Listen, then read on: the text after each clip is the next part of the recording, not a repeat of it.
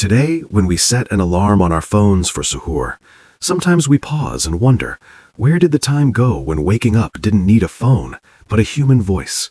Wake up, O fasting ones, it's time for Suhoor. Wake up, O fasting ones.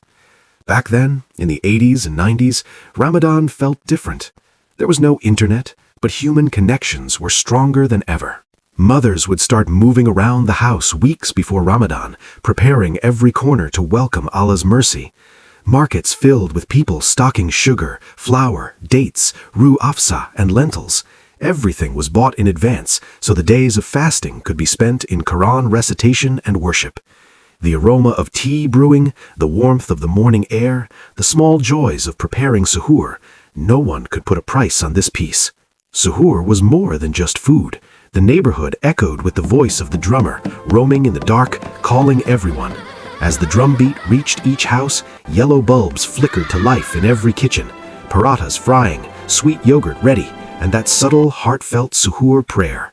In the name of Allah, the most merciful, the most compassionate. No one ate alone. The entire family gathered at one table, eyes heavy with sleep, hearts full of gratitude. Fasting wasn't just about hunger and thirst, it was a lesson in patience. If electricity went out, hand fans moved, children kept themselves disciplined, and everyone found peace in simplicity. Reciting Quran together was part of the morning ritual. Bismillah, Alhamdulillah, Allahu Akbar. Every act, even the smallest, reminded hearts that Ramadan was a time of connection with Allah, with family, and with community. Weeks before Ramadan, the markets transformed into vibrant hubs. Samosas, chickpea chat, pakoras, and sweet delicacies were everywhere. Everyone shared, not just within their household, but across neighbors. Iftar was never limited to one home. Plates traveled from door to door, and the neighborhood became one big dining table. Iftars were not about luxury, but about unity, gratitude, and love. As the sun prepared to set, mosques came alive. The call to iftar echoed not from machines, but from human voices, announcing the blessings of patience and devotion. Families gathered in mosques for communal iftar, where rich and poor broke their fast together, dates and water shared equally.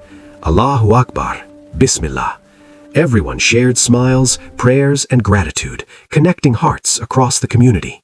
Ramadan's last 10 days brought joy and energy to every corner. Markets smelled of henna, sweets, and new clothes. Children waited for Eid, families prepared handmade cards, and the spirit of love and togetherness filled the air. Even in simplicity, every moment was filled with sweetness and anticipation. The nights of Ramadan carried their own magic.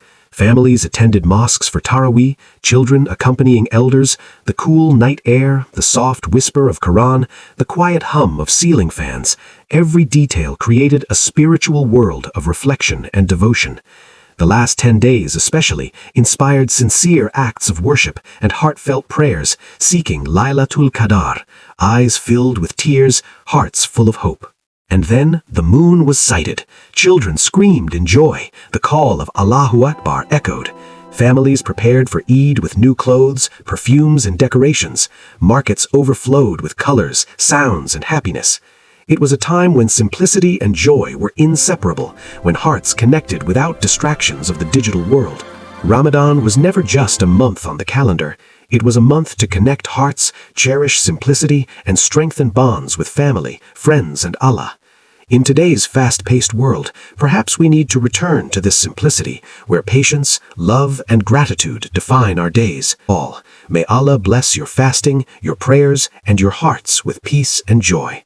Don't forget to subscribe, Faharia.